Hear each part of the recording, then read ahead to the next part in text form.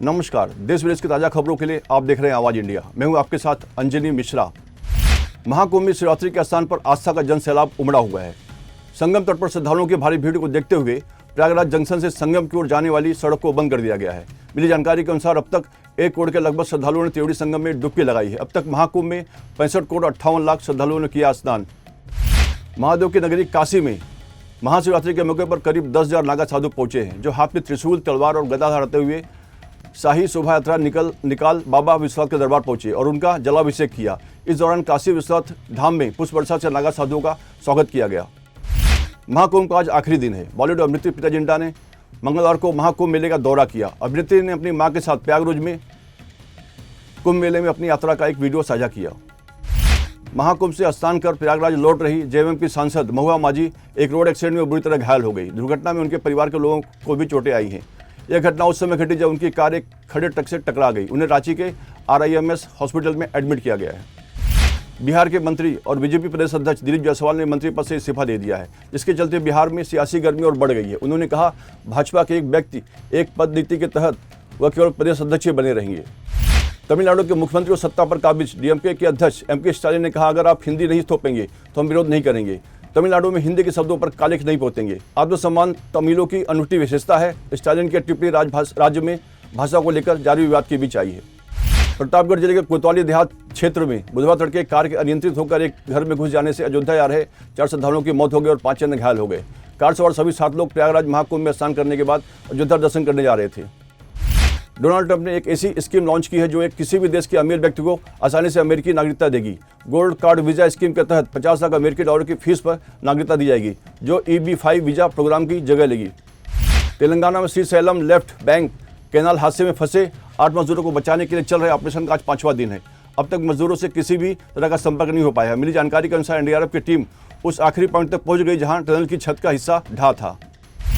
जम्मू कश्मीर के रजौरी जिले के सुंदरबनी में सेना की गाड़ी पर आतंकी हमला हुआ है। घात लगाए बैठे आतंकियों ने वाहन पर किया हमला। जवाब में सेना के जवानों ने भी जवाबी कार्रवाई की। अब तक किसी तरह के नुकसान की कोई खबर नहीं है। आतंकियों के खिलाफ सर्च ऑपरेशन जारी है। कैग रिपोर्ट पर शीला दीक्षित के बेटे और नई दिल्ली सीट से विधानसभा चुनाव में कांग्रेस उम्मीदवार संजय दीक्षित का कैग रिपोर्ट पर बयान सामने आया। उन्होंने कहा कि नई शराब नीति के बारे में दिल्ली के शराब ठेकेदारों को पहले पता था। उन्होंने कहा कि CAG रिपोर्ट बता रही है कि नीतियां कहां गलत तरीके से बनाई गई हैं। इंदौर के भौरकुआ इलाके में एक मेकअप आर्टिस्ट युवती ने अपनी प्रेमी की गला घोंटकर हत्या कर दी। वारदात के बाद वह खुद थाने पहुंची और पुलिस को इसकी जानकारी दी। पुलिस ने युवती को हिरासत में लेकर पूछताछ शुरू कर दी है। दोनों किराए के मकान में रहते थे। मुंबई में मेट्रो निर्माण कार्य से जुड़ी फ्रांसीसी इंजीनियरिंग कंपनी सिस्टा ने MMRDA पर भ्रष्टाचार के आरोप लगाए हैं। कंपनी ने फ्रांसीसी दूतावास के माध्यम से यह शिकायत दर्ज कराई है, जिसे महाराष्ट्र की राजनीति गर्मा गई है, क्योंकि मुख्यमंत्री रहते हुए MMRDA का काम शिंदे के अधीन था और वह अब भी शहरी विकास विभाग को संभाल रहे हैं। RTI एक्टिविस्ट कन्हैया कुमार द्वारा RTI के तहत पूछे गए सवाल से जानकारी मिली है, जिसमें दिल्ली सरकार ने बताया कि अरविंद केजरीवाल बतौर मुख्यमंत्री जिस बंगले में रहते थे उसका 2 साल का बिल 41 लाख रुपए से अधिक का था। प्रयागराज महाकुंभ में ड्यूटी पर तैनात एक सफाई कर्मचारी ने अपना गला काट लिया। ड्यूटी के दौरान ही वह शौचालय में गया और चाकू से अपने गले में मार लिया। उसे अस्पताल ले जाया गया, जहां उसकी हालत गंभीर है। सफाई कर्मी की पहचान बांदा जिले के नरैनी करतल निवासी फूलचंद्र पुत्र अच्छेलाल के रूप में हुई है। दक्षिण पश्चिम दिल्ली में 40 लाख रुपए कीमत की राडो और टिसोट जैसे महंगे ब्रांड की 96 लग्जरी गाड़ियां चोरी करने के आरोप में एक व्यक्ति को गिरफ्तार किया गया है। आरोपी की पहचान गाजियाबाद के मुरादनगर निवासी प्रदीप के रूप में हुई है। सूडान के ओमदुरमान शहर में मंगलवार को एक सूडानी सैन्य विमान दुर्घटनाग्रस्त हो गया। इस दुर्घटना में कम से कम 46 लोगों की मौत हो गई। मृतकों में सैन्य कर्मी और नागरिक दोनों शामिल है। एयरबेस से उड़ान भरने के बाद लापता हो गया।